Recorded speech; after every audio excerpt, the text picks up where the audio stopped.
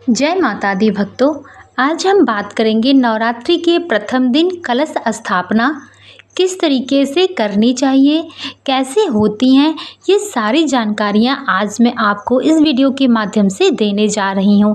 Video बहुत महत्वपूर्ण होने वाला है, इसलिए वीडियो को पूरा अवश्य देखिएगा। मैं आपको इस वीडियो में डिटेल में बताऊँगी कि कलश स्थापना किस तरीके से की जाती है, लीजिएगा ताकि आपको अच्छे से जानकारी हो पाए। नवरात्रि के पहले दिन हम सभी जानते हैं कि इस दिन माँ शैलपुत्री की पूजा की जाती है। तो इस दिन आपको क्या करना चाहिए कि इसी दिन घट की स्थापना भी होती है, इसलिए आपको शुभ मुहूर्त पहले देख लेना चाहिए कि घट स्थापना की शुभ मुहूर्त क्या है। अगर आपको ना पता हो तो आप जिस पंडित द्वारा अपने घर पे घट की स्थापना करवाते हो, कलश स्थापना करवाते हो, उस पंडित से आप पूछ लीजिए फ़ोन द्वारा या फिर उनको घर पे बुला करके विधि विधान से पूछ लीजिए, क्योंकि घट की स्थापना हमेशा शुभ मुहूर्त में ही होनी चाहिए, क्योंकि यही से नवरात्रि का प्रारंभ होता है। नवरात्रि 9 दिनों का होता है और 9 दिनों हमें पूजा पाठ विशेष रूप से करनी चाहिए, इसलिए हमें सबसे पहले शुभ मुहूर्त का ज्ञान होना चाहिए। तो आप अपने पंडित से पूछ लीजिएगा कि घट की स्थापना किस समय हो, या फिर यूट्यूब पे और भी वीडियोज़ हैं या फिर मैंने भी बताया हुआ है दूसरे वीडियोज़ में, तो आप अपने घट की स्थापना देख करके शुभ मुहूर्त उसी हिसाब से घट की स्थापना करिएगा। तो सबसे पहले तो आपको 1 दिन पहले तैयारियां कर लेनी चाहिए। जो भी घड़ा आप रखते हो मिट्टी का, पीतल का, वो आपको घड़ा ले लेना चाहिए। थाली में रखते हो तो थाली में अच्छे से मिट्टी वगैरह रख लीजिए। जौ जो आप उगाते हैं ना, उसको 1 रात पहले आपको भिगो लेना चाहिए घट स्थापना करने के लिए। और जौ में ना, मतलब जौ तो है, जो मिट्टी आप यूज़ करेंगे ना जौ में डालने के लिए, जौ को उसमें डालने के लिए उसमें थोड़ा सा ना 1-2 मुट्ठी बालू डाल दीजिएगा, जो गंगा बालू होता है ना, सफ़ेद वाला, वो वाला।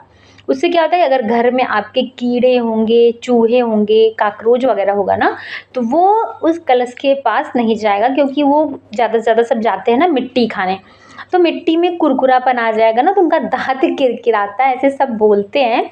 और मैं भी ऐसे ही करती हूँ। तो मिट्टी में थोड़ा सा बालू मिला देंगे तो आपकी जो जौ हैं बहुत अच्छा उगती हैं, काफ़ी लंबे समय तक टिकी रहती हैं और हरी भरी रहती हैं।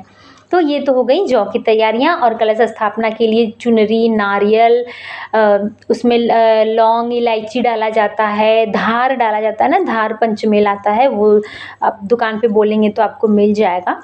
वो धार डालने के लिए ले लीजिए और 5 का 1 ठो सिक्का रख लीजिएगा और 1 खड़ा सुपारी, जो कि कलश स्थापना के समय ये सारी चीज़ें हमें चाहिए होती हैं। इस दिन आपको चाहिए कि प्रातःकाल आप उठ जाएं, स्नान आदि सब कुछ कर लें, एकदम साफ सुथरा घर होना चाहिए। अगर आप इस दिन जल्दी उठ जाएंगे तो आपका A to Z कार्य संपन्न हो जाएगा। जितना जल्दी उठेंगे उतना जल्दी जल्दी आप कार्य को कर पाएंगे। सब साफ सुथरा करने के बाद आप अपने मंदिर में जा कर के गंगा जल इत्यादि का छिड़काव करके कलश स्थापना की सारी सामग्री आप अपने पास ही रख लीजिएगा, ताकि आपको बार बार दौड़कर आना जाना ना पड़े।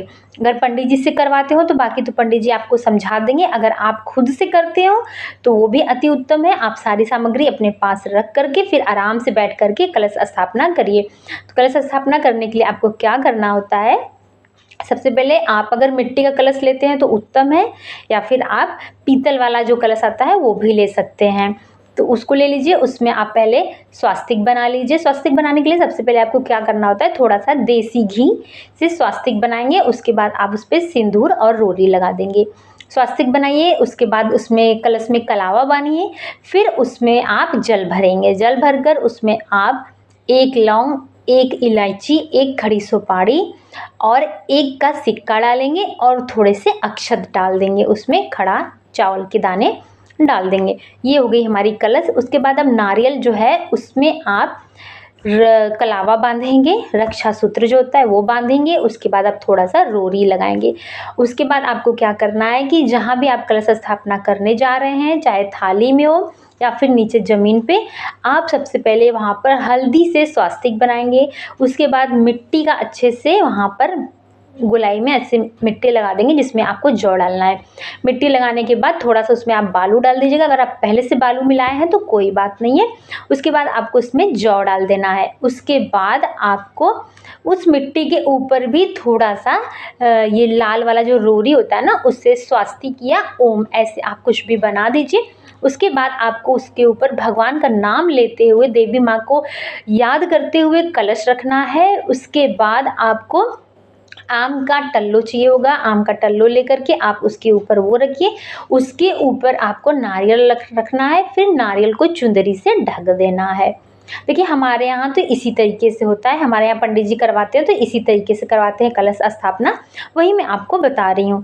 इस तरीके से आपको ढक देना है चुंदरी से जो नारियल है, और उसके बाद माता रानी से विनती करते हुए उनको बुला लेना है, हे माता रानी आप मेरे कलश में आ कर के प्रवेश करिए, मैंने कलश स्थापना आपके लिए कर दी है और आप पूरे 9 दिन नवरात्र के मेरे साथ रहिएगा और मुझे आशीर्वाद देते रहिए, और मेरे किए द्वारा जो मैं पूजा पाठ कर रही हूँ वो सब भी आप लेते रहिए। इतना कर करके आप एक दूसरा बर्तन लोटा जो भी है लीजिए, उसमें आप ऐसे 5 बार उस कलश को ऐसे गोठ लीजिए और उस कलश को रख दीजिए। वो कलश का पानी आप बाद में नीम वगैरह में डाल दीजिएगा, नीम में भी शीतला माता मानी जाती है, उसमें आपको डाल देना है। उसके बाद आप धूप दीप माला इत्यादि जो भी आपके पास हो, पूजल स्थल जो भी हो, वो सब चीज़ आप वहाँ पे चढ़ा दीजिए, और माँ शैलपुत्री की मूर्ति भी वहाँ पर एक रख दीजिएगा, क्योंकि प्रथम दिन तो माँ शैलपुत्री का ही होता है। उसके बाद आप लाल पुष्प इस दिन अवश्य चढ़ाइएगा, घी का शुद्ध देसी घी का दीपक जलाइएगा, फल फूल उनको अर्पित करिएगा। इसके बाद मंत्रों का जाप करिएगा, अगर दुर्गा सप्तशती का पाठ या चालीसा करते हो तो वो करिएगा। उसके बाद माता की आरती करिएगा, उसके बाद क्षमा याचना ज़रूर कर लीजिएगा, ठीक है, ये भी बहुत शुभ होता है। और कलश स्थापना के लिए अगर आप चाहें तो मिट्टी का कलश या पीतल का कलश ले सकते हैं। इस तरीके से हो जाएगी हमारी कलश स्थापना। आप विधि विधान से पूजा करते रहिए, बहुत ही अच्छी बात है। नवरात्रि में जो लोग कलश स्थापना करते हैं, नवरात्रि का 9 दिन बहुत ही सुखमय व्यतीत हो पाता है उनका इस कारणवश। चलिए मिलते हैं दूसरी वीडियो में, तब तक के लिए जय माता दी।